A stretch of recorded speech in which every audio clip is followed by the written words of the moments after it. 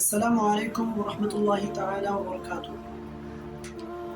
حضرات محترم، صحابی رسول حضرت انس رضی اللہ تعالی عنہ راوی ہے کہ اللہ کے رسول صلی اللہ علیہ وسلم نے فرمایا کہ ایمان کے دو حصے ہیں، ایک حصہ صبر کا اور دوسرا حصہ شکر کا ہے۔ الایمان نصفان، نصف شکر و نصف صبر۔ اس حدیث پاک کو شعب الایمان میں بیان کیا گیا ہے۔ دراصل انسان ہمیشہ دو میں سے کسی ایک حالت میں ہی ہوتا ہے، یا تو حالت عطا میں ہوتا ہے یا حالت جفا میں ہوتا ہے، حالت انعام میں ہوتا ہے یا حالت امتحان میں ہوتا ہے۔ پہلی حالت میں اس سے شکر مطلوب ہوتی ہے، یعنی انسان کو پہلی حالت اگر درکار ہو، پہلی حالت میں اگر انسان ہے تو ایسی صورت میں انسان کو شکریہ ادا کرنا چاہیے، اور اگر انسان دوسری حالت میں ہے تو ایسی صورت میں انسان کو کیا کرنا چاہیے؟ صبر کرنا چاہیے۔ انسان ان دونوں مطلوبات کی تکمیل کے بعد اپنا ایمان مکمل کر لیتا ہے۔ اگر کوئی یہ سوچے کہ صرف انسان جو ہے اللہ کی نعمتوں پر شکریہ ادا کر کے ہی مطلب ایمان مکمل ہو جاتا ہے اس کا، تو وہ غلط طریقے پہ ہے۔ کیوں؟ اس کی وجہ یہ کہ حدیث پاک میں اللہ کے پیارے حبیب نے فرمایا الایمان نصفان، نصف شکر و نصف صبر۔ آدھا شکر بتایا اور آدھا صبر بتایا، تو یہ دونوں چیزیں کرنا ضروری ہے کیونکہ اللہ کے پیارے حبیب کا فرمان ہے۔ یہ بڑا دلچسپ اتفاق ہے کہ ایمان کے جتنے تقاضے اور مطالبے ہیں، غور سے دیکھا جائے تو ان سب کا تعلق یا تو صبر سے ہوتا ہے یا تو شکر سے ہوتا ہے۔ گویا بندہ اگر صابر و شاکر ہوتا ہے تو وہ مومن کامل ہے، اور اگر صبر و شکر میں سے کوئی ایک نامکمل ہو تو اسی قدر اس کا ایمان بھی نامکمل ہوتا ہے۔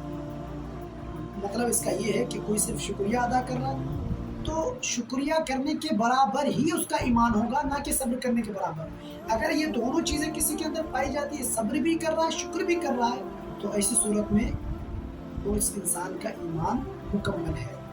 ہادی اعظم صلی اللہ علیہ وسلم کی بعثت انسانیت کے لیے، بعثت جو ہے اللہ کے پیارے حبیب صلی اللہ علیہ وسلم کی بعثت انسانیت کے لیے ایک نعمت کبریٰ ہے، نعمت کبریٰ ہے۔ آپ صلی اللہ علیہ وسلم پر جو آیات و احکام کا نزول ہوتا رہا، اس نعمت عظمیٰ کی تکمیل ہوتے رہی۔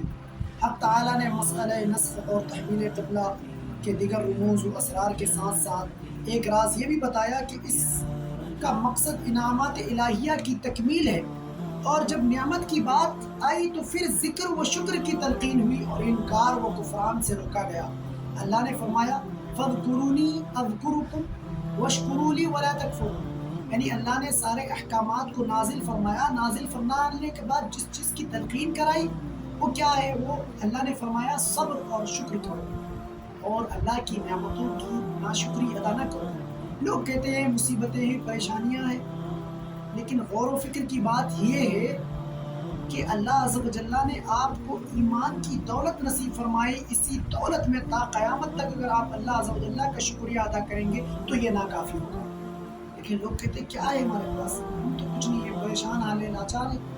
گھبرانے کی ضرورت نہیں ہے، بس آپ کو اللہ پر تقویٰ کرنا پڑے گا، بھروسہ کرنا پڑے گا۔ اسی لیے تو اللہ تبارک و تعالیٰ قرآن مجید میں فرماتا ہے وَمَن يَتَّقِ اللَّهَ يَجْعَل لَّهُ مَخْرَجًا، جو اللہ عز و جل پر تقویٰ کرے گا، جو اللہ سے ڈرے گا، اللہ پر بھروسہ کرے گا، اللہ عز و جل اس کے لیے کوئی نہ کوئی راستہ نکال دیتا ہے۔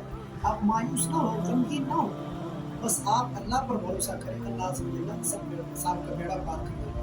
اللہ نے فرمایا جب تمہارے پاس اللہ کی نعمتیں نازل ہو، اللہ نے آنکھیں دی، آنکھوں سے بڑھ کر کیا نعمت ہو سکتی ہے؟ اللہ نے زبان دی ہے، زبان کتنی بڑی نعمت ہے۔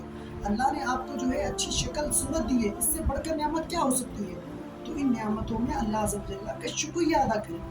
جب آپ کے پاس تکلیفیں آئے، پریشانیاں آئے، تو ایسی صورت میں اللہ نے حکم دیا صبر کرنے کا، حکم دیا اللہ نے حکم دیا صبر کرنے کا، اور اللہ نے صبر کرنے والوں کے لیے جو ہے اچھا انعام بھی رکھا ہے۔ اللہ عز و جل قرآن مجید میں ہی فرماتا ہے کہ صبر اور شکر ادا کرنے والے جو ہے یہی اصل میں کامیاب لوگ ہیں، اولئک هم المفلحون۔